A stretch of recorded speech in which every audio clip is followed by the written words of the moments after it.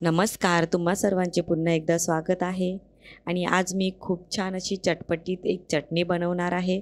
जेवणासोबत नेहमी काहीतरी छान असं चटपटीत लागतं. तर म्हटलं चला बनवूया. भरपूर प्रमाणात यामध्ये कॅल्शियम आहे आणि खरंच खूप छान लागते. तर चला आता सुरुवात करूया. मी हे 1 वाटी काळे तीळ घेतलेत. या तिळाची चटणी बनवून बघा, खरंच अगदी खूप छान अशी लागते. आणि ह्या 3 हिरवी मिरची घेतली, 4 ते 5 लसूण कढी आणि हे चिंच घेतलेली आहे. काळे तीळ मी व्यवस्थित साफ करून घेतले. सगळ्यात आधी मी मिरची भाजून घेणार आहे तव्यावर छान. मी 3च मिरची घेतली कारण की ही खूप तिखट आहे. तुम्हाला जर तिखट जास्त लागेल तर तुम्ही घेऊ शकता 4 ते 5 मिरची. आणि तसंच मिरची भाजून झाल्यावर मी आता तीळ एकदम कमी आचेवर भाजून घेणार आहे.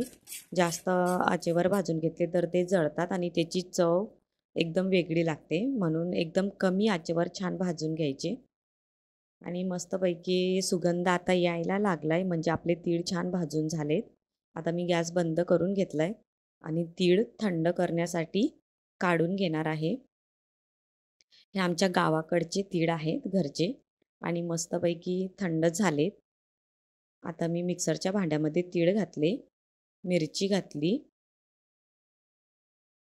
आणि तसंच 3 ते 4 ते 5 लसूण कढी आणि थोडंसं मीठ घातलं, थोडंसं जिरं आणि तसंच आवडीनुसार मस्त चिंच त्यामध्ये घातली आणि छान अशी जास्त बारीक नाही करायची, थोडी बघा जाडसर ठेवायची अशी. खरंच खूप छान लागते. जेव्हा कधी जेवण नाही आवडलं तर याने खरंच खूप छान येते जेवणाला म्हणजे चव येते एकदम मस्तपैकी.